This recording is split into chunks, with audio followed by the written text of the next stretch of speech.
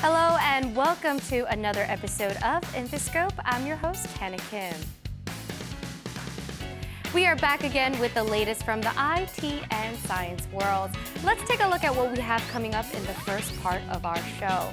Korean company LG Chem was selected as the lithium-ion battery manufacturer for NASA's Spacesuits. And the company aims to provide newly designed battery within this year.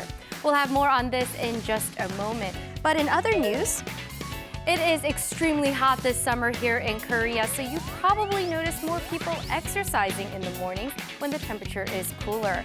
However, depending on your body conditions, working out in the morning can actually be harmful to your health. We have more details on this next on Briefing Scope.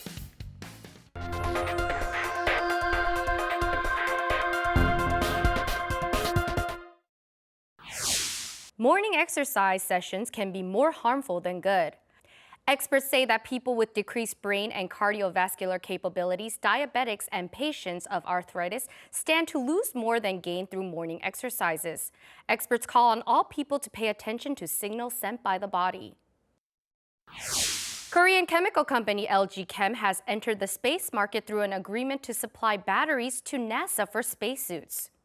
According to LG, these batteries last 5 times longer than silver zinc batteries used for aerospace or military uses, as they feature LG Chem's patented stability force separator technology. New systems are being developed to teach coding through entertaining and simple means. By using blocks and robots, coding, previously regarded as an exclusive field for experts, is becoming more widespread and mainstream. New research shows that pomegranates, a well-known health food, have anti-aging effects. The researchers found that the substance urolithin A created by gut microbes when a person consumes pomegranates recharges mitochondria that regenerates power for cells. Pomegranates are also said to be very good for women undergoing menopause, so this news about their anti-aging properties will only make them even more popular among women. Now, moving on to the next part of our show, we have a story about evolution. You may already be familiar with the theory that land animals came to be after water-based creatures came on land and evolved by growing legs. Well, new research shows that tails also played a significant role in their evolution. But before this story, let's shift gear a little. Do you recycle, or do you ever think about the trash you throw out? As garbage, specifically plastic in our garbage, flows into the ocean, they break down into smaller and smaller pieces of microplastic, which are then consumed by fish and animals and may eventually be in the food we eat. This may be a serious problem in the future, so let's take a closer look at this story on Industry Inside.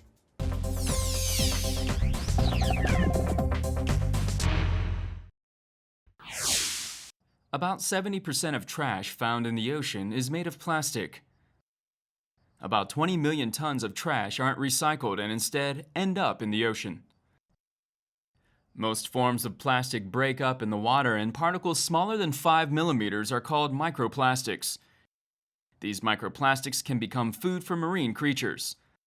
Last year, microplastics were discovered in 70% of 64 anchovies caught off the coast of Tokyo, Japan. 수생생물의 미세플라스틱 섭취 보고가 굉장히 증가되고 있고, 미세플라스틱을 먹는 해양 생물의 종의 숫자도 지속적으로 증가하는 추세예요. One study shows that fish that have consumed plastic exhibit abnormal symptoms. A Swedish research team put young sea bass into a pool of water containing microplastics and found that the fish showed a slower growth rate than those in clean water and were 1 millimeter shorter. Moreover, the bass that grew up eating microplastics moved slower, making themselves more viable targets for natural enemies. Recently, microbeads, or pieces of plastic smaller than 1 millimeter, have become an issue. Plankton could be seen consuming microbeads, mistaking them for food. 생물이 미세 플라스틱을 먹게 되면 안에 축적을 할 수가 있고요. 또 이 먹은 생물을 그 상위 영양 단계의 생물이 다시 먹게 되면 그 먹이 사슬을 통해서 옮겨갈 수도 있습니다. The plastic waste we throw out without a second thought can come back to harm us through the food we eat. Terrestrial animals first appeared on Earth about 360 million years ago. They evolved from sea creatures that first came on land temporarily and became the kind of animals we know today. In the process of evolution, the fin disappeared and 4 legs appeared. Now, new research shows that not only the fin, but also the tail played a major role in the evolution. A U.S. research team initially explored the behavior and mechanics of a species of mudskippers and created a robotic model of it. When the robot attempts to navigate through a sand patch with its fins only, it is barely able to move. However, using its tail, it advances up a slope in no time. We discovered that not only did they use their limbs to propel themselves in a kind of crutching motion, they used their tails in concert with limb propulsion to help them ascend a sandy slope. The researchers simulated the movements of marine vertebrates with the robot and used a mathematical model to analyze the physics involved. If we can figure out how they are able to move on land, it could give us an insight into what some of these first animals that did this in our ancestry were doing in the past. This research will offer a new way of understanding how terrestrial vertebrates evolved and help advance robotics. This is the axolotl, a salamander popular for its appearance, smile-like expression, and its gills that stick out like coral. The axolotl is capable of regenerating lost limbs. It's hard to find a body part that they can't regenerate. The limbs, the tail, the spinal cord, the eye, and in some species, the lens, half of their brain is shown to regenerate. The tropical zebrafish also has similar regenerative abilities. Salamanders and zebrafish create a small cellular body when a part of the body is damaged. The cells will divide until the damaged tissue is restored. A US-based research team discovered a key substance that is relevant to the creation of the cellular body. There is a substance with similar functions in a human body as well, but humans do not have regenerative capabilities like salamanders. Scientists state that if humans and other mammals are able to regenerate limbs, research on regenerative medicine will receive a large boost. 왜 포유류에서는 이런 현상이 나타나지 않는지에 대해서 많은 연구자들이 이미 연구가 진행이 되고 있는 것으로 알고 있고요. 인간이나 내지는 이제 포유류에서 이런 현상들을 어떻게 재현할 수 있을 것인가라는 그런 연구도 일단 진행이 저희가 되고 있는 것으로 알고 있습니다. The research and its results were published in the International Scientific Journal, PLOS One. Can you imagine us having regenerative properties like salamanders and zebrafish? That will not only change the human species, but also change so many different aspects of medicine. But if you thought that was interesting, wait until you hear our next story. Whether it's the shell of a sea turtle or the signal-based communication among bees, scientists have recently been inspired by nature and have developed new technologies and appliances based on the natural world.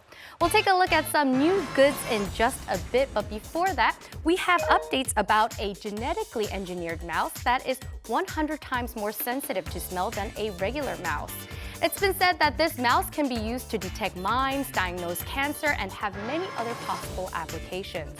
Take a look at this next video for more information. Here's Take a Peek.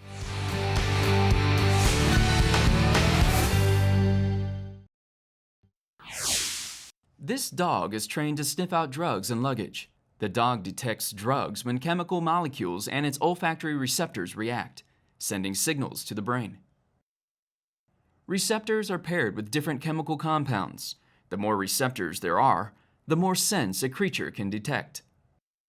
A human has only 350 genes that can create olfactory receptors, while a dog or a mouse has up to 1,200. 개가 가지고 있는 후각 수용체가 사람보다 약 한 4배 정도 더 많은데요. 그래서 냄새를 더 잘 맡게 되고 개를 마약 탐지견이나 폭탄 이런 탐지견으로 많이 활용되고 있습니다. A US-based research team modified the genes of a mouse to make it capable of smelling acetophenone and carvone, artificially increasing the number of receptors. The mouse became twice as sensitive to the scent of acetophenone and 100 times more sensitive to carvone compared to unmodified mice. By picking and choosing specific receptors, a genetically modified mouse can be used in different applications, such as detecting mines or cancer. 사람이 특정 질병에 걸리면 특정한 가스가 많이 나오게 됩니다. 그래서 이런 가스를 유전자 조작된 쥐에다가 잘 맞게 만들고 그리고 학습을 시키면 질병 같은 거를 확인을 할 수 있습니다. The research and its results were published in the academic journal Cell Reports. This is a food tray used by astronauts. The utensils and meal packs are stuck to the tray with hook and loop fasteners, allowing the astronauts to eat in zero-gravity conditions. This adhesive pad is modeled after a fabric that imitates the hooks of a burdock nut. There is also a smart adhesive pad that imitates octopus suckers, which contract at 32 degrees Celsius and generate adhesion. 의료용 접착 패드로 이제 사용이 가능하고요. 접착 패드를 이용해서 로봇 피부에 붙이는 역할도 할 수 있고요. The upper shell of the leatherback sea turtle, the fastest swimmer among all sea turtles, was the source of inspiration. Some researchers are studying the streamlined shape of the shell and looking into creating underwater transports like submarines. The signal-based communication among bees is also used for software development. 이러한 그 형태를 단순히 모방하는 기술에서부터 최근에는 그들이 살아가는 방식이나 행동까지 복잡한 행동까지 모방하는 단계에 이르렀습니다. The ideas gained from nature are coming together with science to create new, groundbreaking technologies. Embryonic stem cell research in Korea came to a virtual halt in the aftermath of a thesis fabrication scandal involving former Seoul National University professor Hwang Woo-seok in 2009. 7 years later, it is set to resume once again in Korea. The Ministry of Health and Welfare approved an embryonic stem cell research plan submitted by the Cha Medical Group. The Cha Medical Group intends to develop treatments for stroke or optic nerve damage. 희귀 난치성 질환을 가진 사람들한테 줄기세포 치료제를 개발해서 치료를 하는 게 일차적인 목적이고요.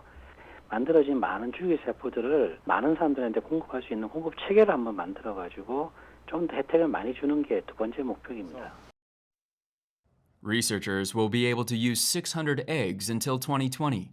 However, they will not be allowed to use unfrozen fresh donor eggs. The National Bioethics Committee announced the following requirements for the research. There will be a need to confirm that all eggs have been legally obtained, and an independent ethical committee will be established, along with a means to monitor the research for human cloning. The Ministry of Health and Welfare plans to establish a committee that will monitor the researchers and their practice. Embryonic stem cells are considered all-powerful as they are capable of dividing and growing into anything from organs to nerve cells. There have always been a lot of different opinions about embryonic stem cell research. But it definitely has a lot of potential, especially if the research can be a beacon of hope for patients suffering rare or incurable diseases. And it's been 7 years since the research came to a halt in Korea, so with a fresh start, I do hope it brings promising and reliable results. Now it's already time for me to wrap up today's edition of InfoScope. We'll be back again next week, same time, with more news from IT and science. Thank you for joining me today and have a wonderful week. Goodbye.